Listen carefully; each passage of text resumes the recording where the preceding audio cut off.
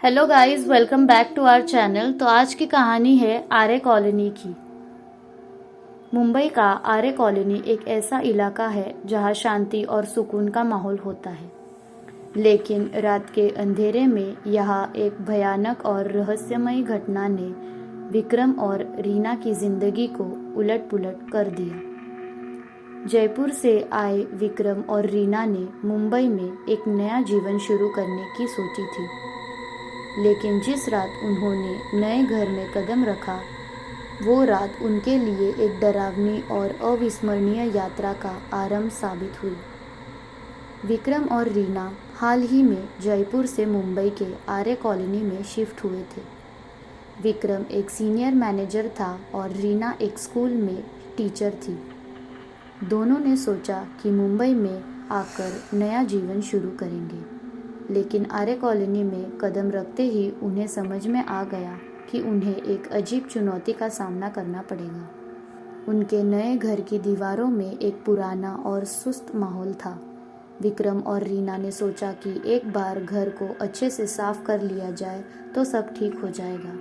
उन्होंने अपनी सारी चीज़ें घर में सेट की और शाम को आराम से सोने के लिए बिस्तर पर चले गए। रात के समय विक्रम और रीना को घर में अजीब घटनाएं महसूस होने लगी। बिजली अक्सर चली जाती और घर के कोने से अजीब आवाज़ें सुनाई देती थी।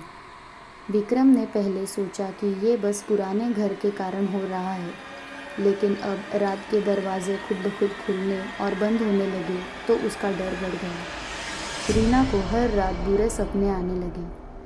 सपनों में वो खुद को एक पुराने हवेली में देखती जहाँ किसी अज्ञात शक्ति द्वारा उसे सताया जा रहा था। विक्रम ने सोचा कि ये बस थकावट और तनाव का असर है, लेकिन रीना की हालत दिन ब दिन खराब होती जा रही थी। एक रात विक्रम और रीना को घर में अचानक एक भयानक घटना का सामना करना पड़ा। विक्रम की नींद तब टूटी जब उसने देखा कि रीना बेताब होकर बिस्तर पर उठ बैठी है और उसकी आंखें पूरी तरह से खुली हुई है। रीना बेताब होकर चीख रही थी और एक अजीब सी आवाज़ें निकाल रही थी। विक्रम ने उसे शांत करने की कोशिश की, लेकिन रीना की हालत और भी बिगड़ गई। घर के दीवारों से अजीब सी खड़खड़ाहट की आवाज़ आने लगी। विक्रम ने सोचा कि कुछ गंभीर हो रहा है और उसने तुरंत पड़ोसियों से मदद मांगी, लेकिन जब पड़ोसी आए तो उन्होंने भी घर में कोई ठोस कारण नहीं पाया और उन्हें ये सब झूठ समझा। विक्रम और रीना की रातें लगातार बुरी होती जा रही थी और उनकी मानसिक स्थिति खराब हो गई थी। विक्रम और रीना ने आखिरी निर्णय लिया कि उन्हें किसी तांत्रिक बाबा की मदद लेनी पड़ेगी, जो इन आत्मा की समस्याओं को ठीक कर सके। उन्होंने शहर में कई तांत्रिक बाबाओं के बारे में सुना था, लेकिन सही व्यक्ति को ढूंढना एक चुनौती था। आखिरकार उन्होंने एक प्रसिद्ध तांत्रिक बाबा श्री बाबा सोमेश्वर से संपर्क किया।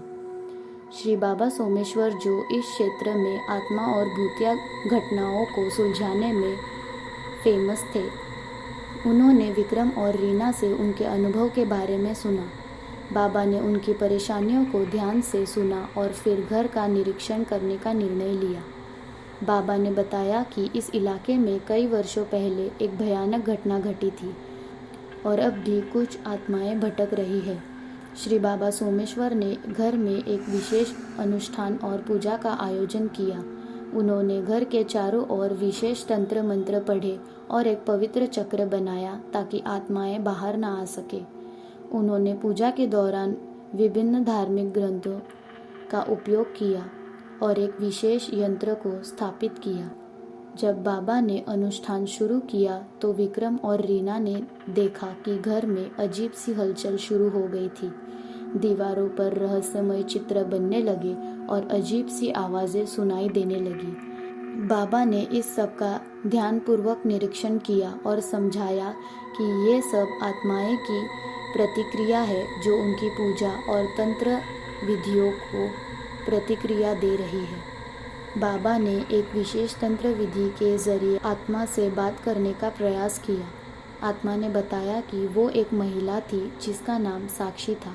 साक्षी और उसके परिवार को इस घर में भयानक दुख और पीड़ा का सामना करना पड़ा था।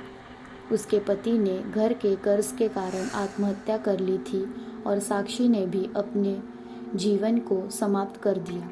साक्षी की आत्मा अब भी इस घर में भटक रही थी और उसका दर्द और भयानक अनुभव अब भी बाकी आत्माओं को प्रभावित कर रहे थे। साक्षी ने बताया कि वो शांति की खोज में थी, लेकिन अपने परिवार की समस्याओं को देखकर वो कभी भी शांत नहीं हो पाई। बाबा ने एक विशेष यंत्र का आयोजन किया और घर में एक पवित्र यज्ञ का आयोजन किया।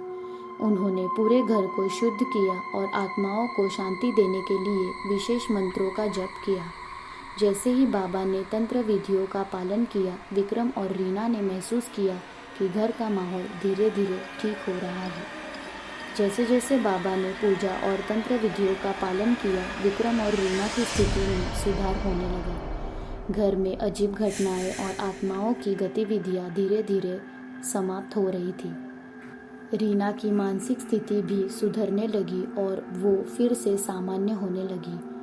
बाबा ने विक्रम और रीना को आश्वस्त किया कि अब वो पूरी तरह से सुरक्षित है और आत्माएं शांत हो रही है। विक्रम और रीना ने बाबा का धन्यवाद किया और उनकी मदद की सराहना की। आर्य कॉलोनी की इस भयानक रात ने विक्रम और रीना को एक नई सच्चाई दिखाई। सो गाइस, कैसी लगी आपको हमारी ये आज की कहानी? तो अगर आप चाहते हैं कि आप हमारी ऐसी स्टोरीज़ को कभी मिस ना करो तो बेल आइकन पे क्लिक कीजिए और हमारी चैनल को सब्सक्राइब कीजिए। Thank you, good bye.